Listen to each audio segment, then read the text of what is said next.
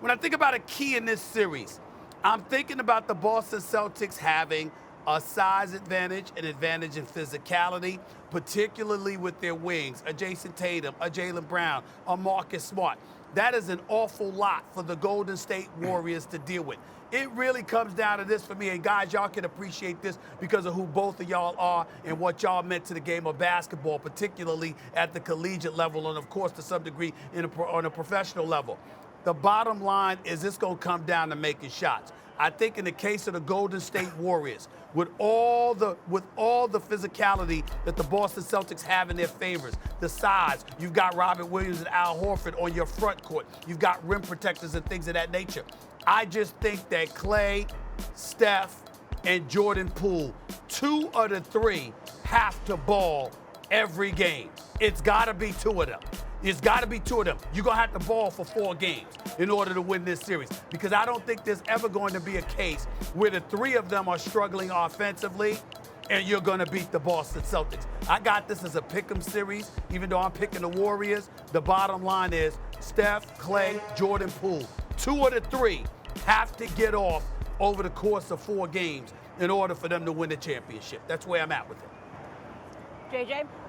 No, I think the deciding factor in this series will ultimately be the Celtics defense, and we've talked about this a bunch. The switching nature of their defense. They were number 1 in the league in regular season in switching. They were number 2 so far in the playoffs in switching. When the Warriors have run a pick and roll and the defense has switched in these playoffs, they are last amongst all the teams in the playoffs in points per possession. The Celtics do more of that than anyone.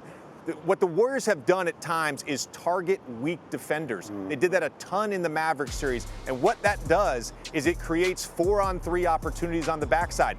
They're not going to have those opportunities in this series. When they doubled Steph Curry in the Mavs series, they absolutely tore them apart. I'm not saying Steph won't get doubled in this series, but at some point, you are willing to live with a Robert Williams, with an Al Horford, a Grant Williams, guarding Steph in space with all of that size in that gap.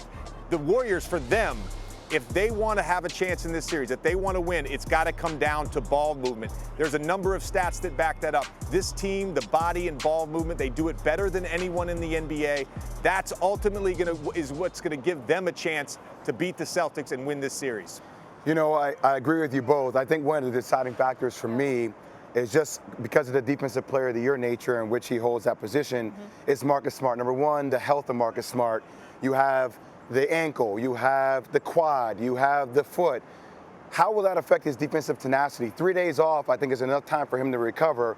But staying attached to the hip of Stephen Curry, not taking easy bailout switches when he doesn't need to, because as a primary defender, I think he provides a great shield for Stephen Curry, considering he's held him to 29% shooting from the field over his 8-year career. So that's on the defensive end of the ball, staying below screens, whatever pin downs, flares, staying attached to the hip. And also on the offensive side, we've seen this Boston Celtics team at times be loose with the ball. Now, they made a huge turn in January when it was one of the pieces on why they turned, but when Marcus Smart decided, hey, I have to choose my shot selection differently, I have to get other people involved, and when he does that, initiates the offense, this team is at its best. So I think Marcus Smart will be a pivotal piece in how he guards Stephen Curry, but also his shot selection, his ability to create shots for others, and his leadership, that toughness, I think is going to be a necessity for the Boston Celtics. Thanks for watching ESPN on YouTube. For live streaming sports and premium content, subscribe to ESPN Plus right now.